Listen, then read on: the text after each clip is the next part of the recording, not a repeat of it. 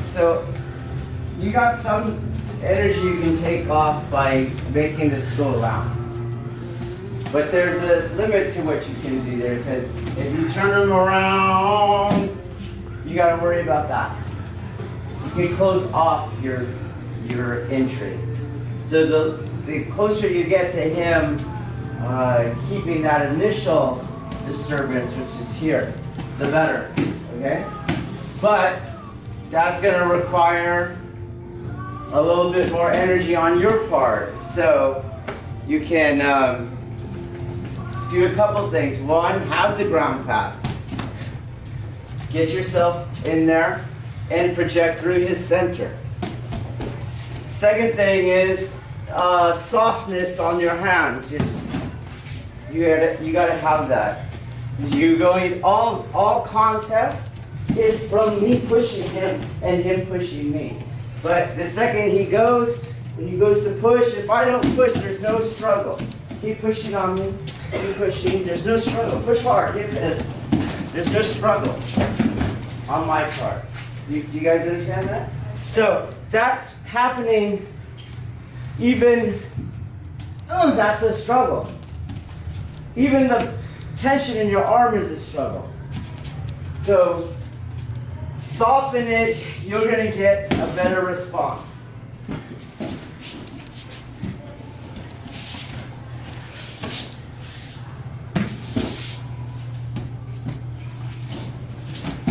And as you advance, you should take more and more out of the arm control. You're really interested in this base disturbance.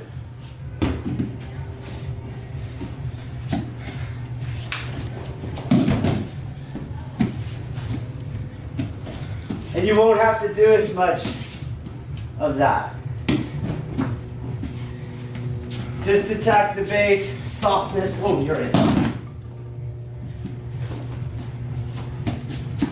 Going soft, and you're in. He falls into the koshi.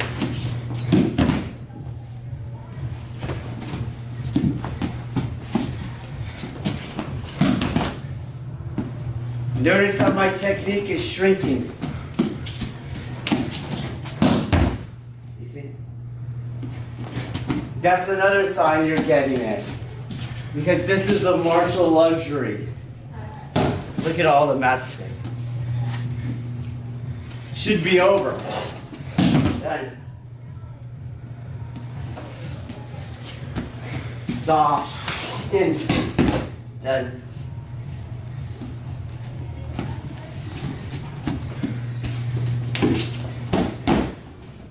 Okay, let's try it. Change partner.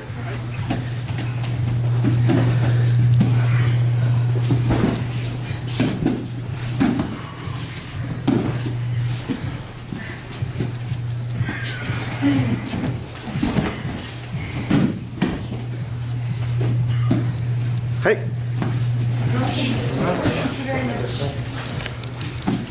Okay, watch your over rotation. So when you come in here and you get it, this foot must continue the forward progress. Cannot go here. It's actually going backwards. And a lot of you guys are doing that. So you're coming in, you know you need a rotation because you need his head to go around you. But you're going like this. You over-rotated and you're actually out of the technique. So if I'm on this wall, right, and if I start to bring this foot this way, I leave my arm one length, look, I came off the wall. Do you guys see that? Right. So that's kind of what you're doing. And you're losing the initiative of the irimi. So in, think more, I'm going to kick him in the face. Here, boom.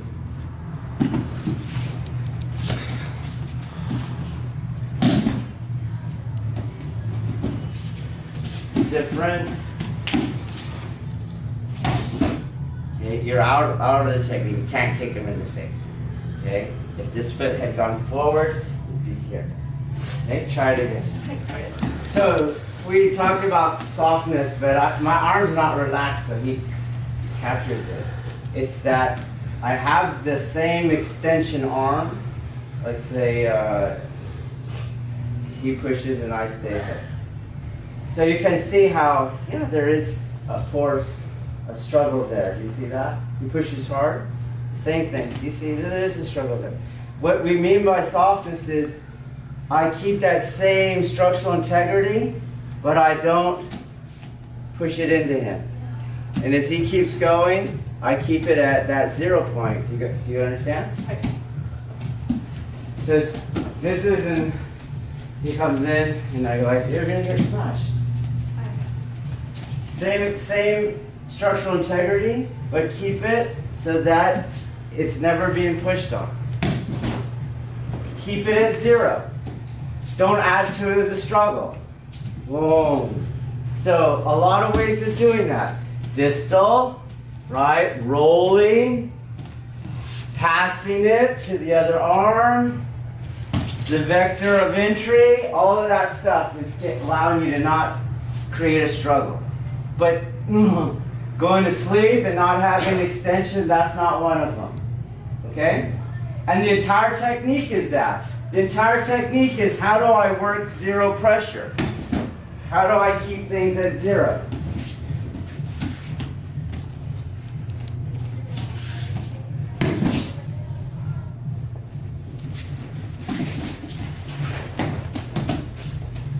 It's a heavy dude.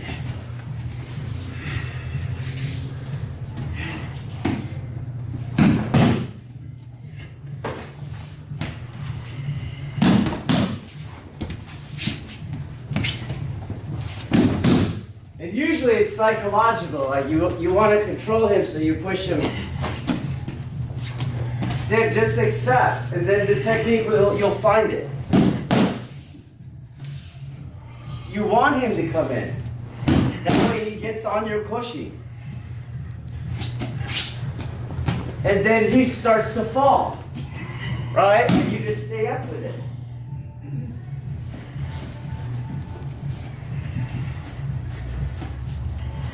You want him in, and you stay up with it.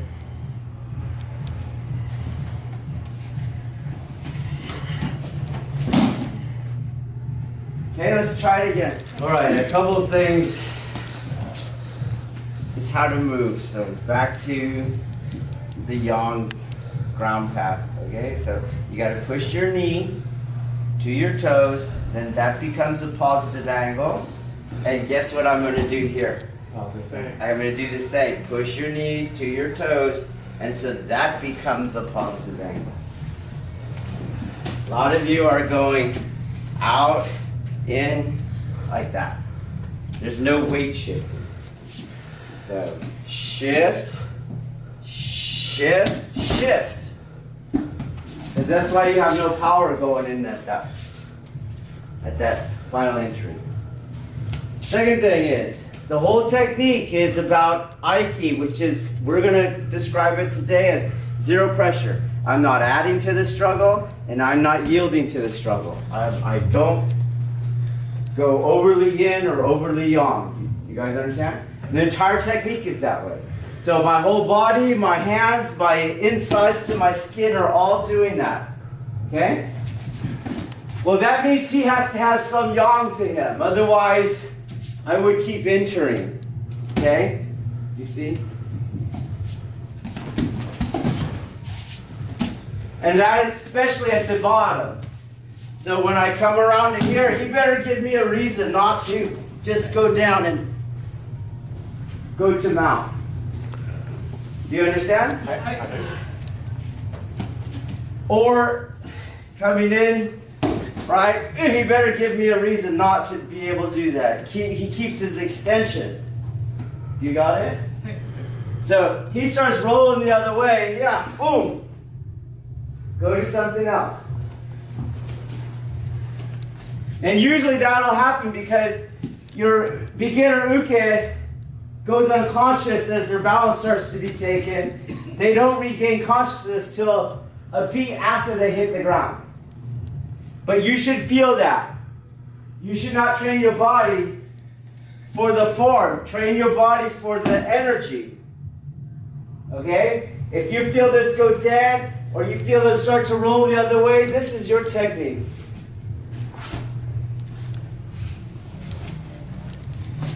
Just as uke improves, nage will improve uke. So boom, shift, shift, and you'll see, that's a lot of energy. Right? If I shove this down, that's not Aikido. I'm adding to the struggle. So I'm going to go around the energy. Boom, boom, we're going to go this way. And you see, his body will just fall. And I continue my strategy of just guide falling bodies. This.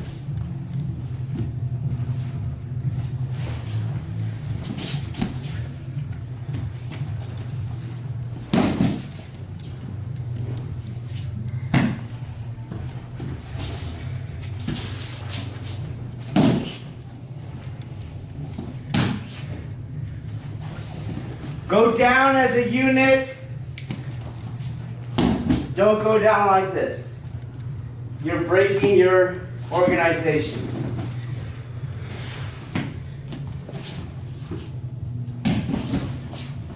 Unit. That includes breath.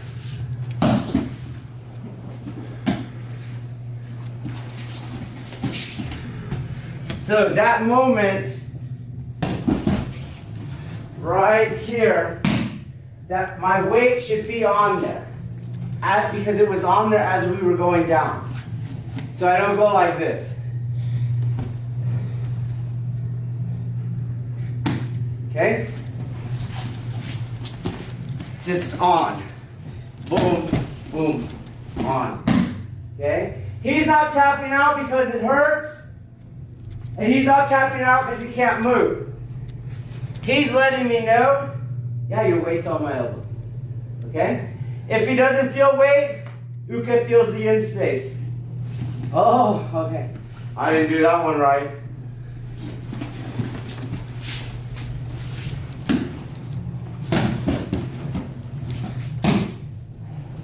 So don't sit there 10 years waiting to tap. You should feel it or you should feel it. Let's go.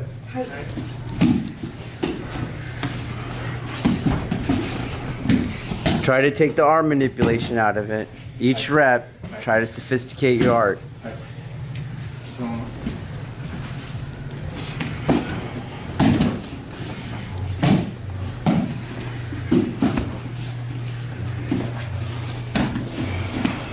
Go again, Chris. Keep going.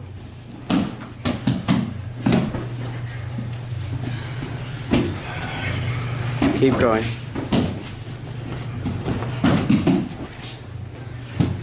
So you don't have the activation angle on your knee bend.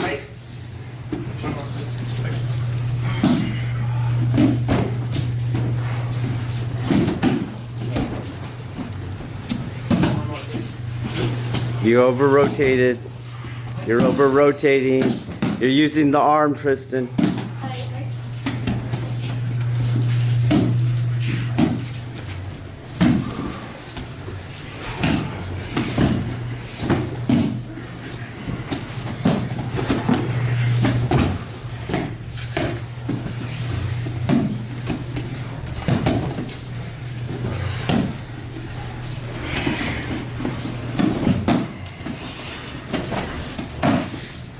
You were adding to the struggle. You're over-rotating still. A lot of arm. It's a lot of arm. It's okay if they're smaller and weaker than you. But it's not the art.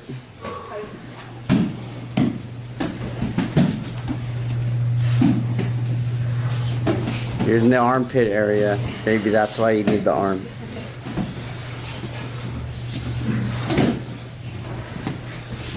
Hey!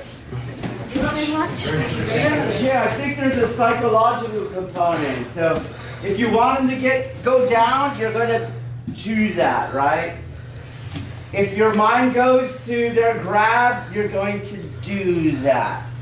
You need to think more universally strategic. So it's much easier to fight a guy who's got no base.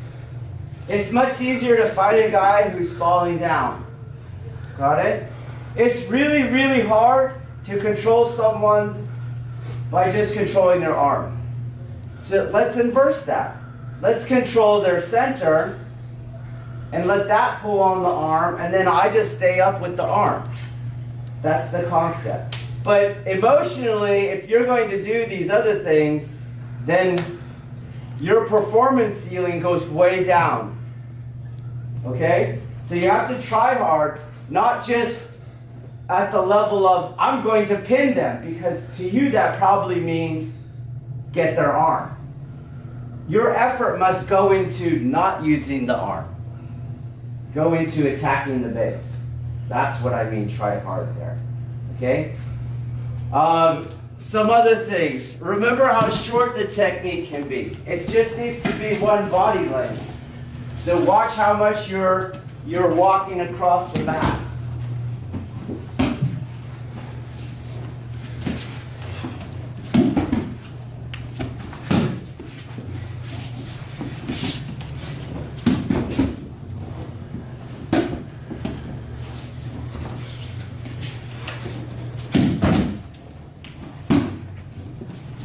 I'm just working on the base. Boom, I'm in.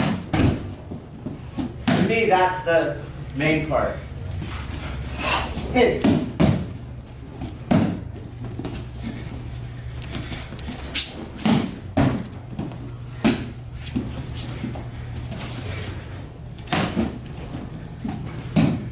Okay?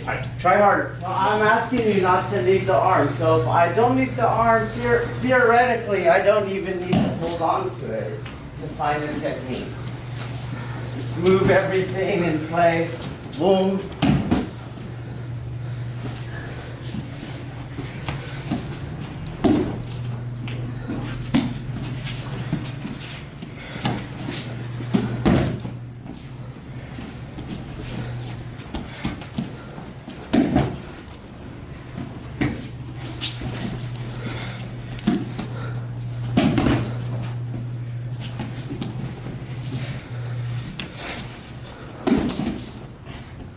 You guys see that? I do. Let's try it. I